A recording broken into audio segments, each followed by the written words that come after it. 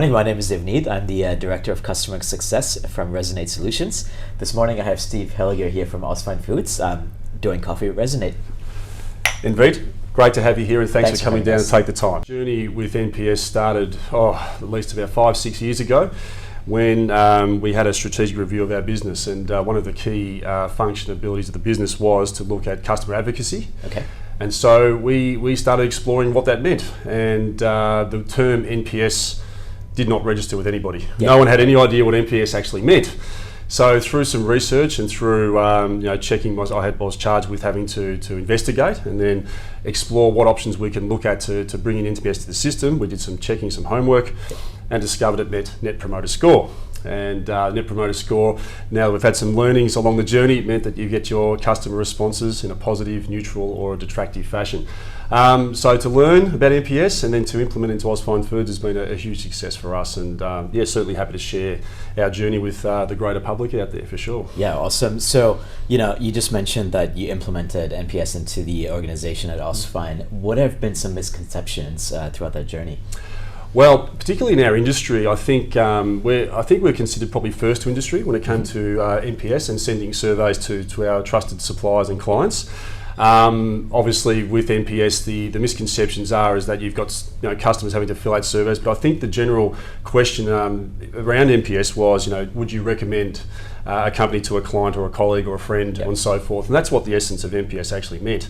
So we've embraced that, and we actually now, through Resonate's help, have embraced that and explained to our customers and suppliers what this actually means. So it has taken quite some time to get to that point, but now we're starting to see the results and the benefits of that journey. And so with that being said, can you highlight a success in that customer experience journey using NPS? We can look, and I think when we partnered with yourselves a few years ago, the initial responses were coming through that we could see on our platform through yourselves in the portal, and we would look at those responses in terms of, are they of obviously a positive nature, getting a 9 to 10, or a neutral at 7 to 8, or a 0 to 6 as a detractor. We decided we'd embrace all responses. We didn't mind whether we were getting a lower response or a neutral or a positive response. It was an opportunity for us to take those insights and reach out. And I can recall one particular feedback we received in the early stages, which was from a company overseas, as we are an export company. And that company reached out to us and said, "We like you guys. We've done one transaction. How else can we further the business opportunity?" So we took that opportunity with that insight. We reached out to the customer, and I'm extremely pleased to say that today that particular customer is now probably one of our largest on our books. Yeah, glad to and hear. I believe if that feedback hadn't been cited or that insight received, it may not have been the result that we see today. Yeah, absolutely. So, you mentioned this challenge where you had to reach out to the customer and just kind of explain exactly what Ausfine does in a single transaction. What additional challenges have you faced implementing NPS into your customer experience program? Well, initially it was more about, I think, survey fatigue was probably one of the biggest challenges that we faced, where we weren't sure exactly how many times we should be sending out the surveys to our clients just to get their feedback. We were believing that the more often that we did that we'd receive that feedback. But I guess with our industry and maybe with the size of our clientele with our customers overseas and in Australia and also our suppliers, they probably didn't need to see it as often. Yeah. We discovered that the customers and the suppliers that we deal with were dealing with us for a reason. They love working with Ausfine Foods, but for us to be able to now have that metric which we can measure and then talk to our clients and say, hey, thank you for that feedback, it was positive, and if it did go to a different stage of neutral or detracting, we would act upon those insights pretty quickly. But the understanding of us sitting down with a client, explaining that to them, and I think our response rates have now actually picked up quite significantly since we've had that chance to have a conversation. Yeah, absolutely. It's really good. So what's next for Ausfine in evolving your CX program?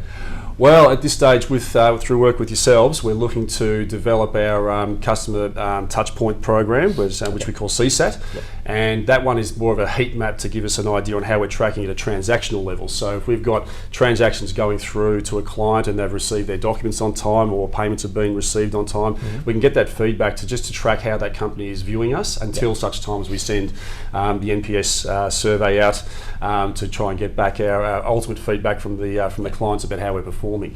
So we've noticed that Ausfine's growth has been phenomenal and huge in the recent months.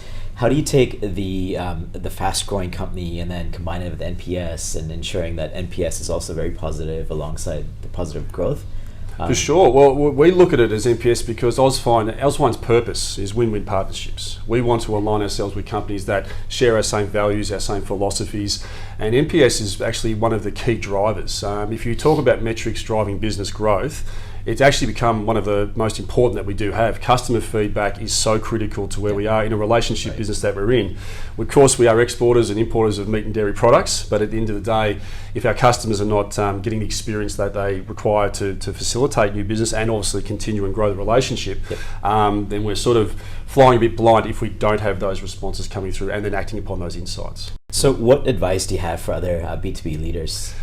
Well, if you're in a business that is a B2B and you have customers where you are rapidly growing and you are not communicating with them in terms of looking for something tangible that you can measure, then obviously NPS is something that you should consider because the insights that we do receive are incredibly valuable, and because we have got a growing customer base and a supplier base, if you are in that type of business, I think it's any business really. If you're looking to further growth, you can receive those insights and really take action, which allows you to do that. And particularly with having the portal available to us that you provide as part of that platform, it really does allow us to grow. And I would recommend it to anybody. Yeah, awesome. Thank you.